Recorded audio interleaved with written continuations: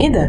هو انا فاتحه انستجرام ولا موقع؟ هو ايه اللي بيحصل؟ انا داخله اشوف ريلز لطيفه، لقيت فيديوهات غريبه جدا، عنف، حاجات اباحيه، حاجات ملهاش اي علاقه باهتماماتي. حد فيكم لاحظ ده ولا انا بس؟ اللي حصل مؤخرا ان الناس كتير جدا لاحظت ان الريلز بقت بتعرض محتوى ملوش علاقه باهتماماتهم ولا حتى باللي بيتفرجوا عليه. اصلا الموضوع بقى غريب، وكأن انستجرام قرر يبوظ حياتنا تماما. شوفوا مثلا التعليقات دي، كل الناس بقت بتشتكي ان الريلز بقت فجأة مليانة حاجات عنف وإباحية وحاجات ملهاش أي معنى. هل دي غلطة في الالجوريزم ولا في حاجة تانية بتحصل؟ تعال افهمك انا قصدي ايه. انستجرام بيعتمد على الاي اي عشان يحدد الفيديوهات اللي هتظهر لك بناء على اهتماماتك وتفاعلاتك، بس فجأة بدأ يعرض محتوى غريب. تعال اقول لك ايه الحل. اول حاجة لازم تعمل ريبورت للاكونت اللي منزل الفيديو ده، وما نحاولش خالص نعمل لايك او شير للفيديو ده، لان ده هيخلي الريتش بتاع الفيديو يعلى اكتر وهيوصل لناس اكتر. تاني حاجة هتروح على السيتنجز وهتختار كونتنت بريفرنس وهتدوس على سنسيتيف كونتنت وبعد كده هتختار لس. تالت حاجة راجع اهتماماتك والمحتوى اللي بتتفاعل معاه.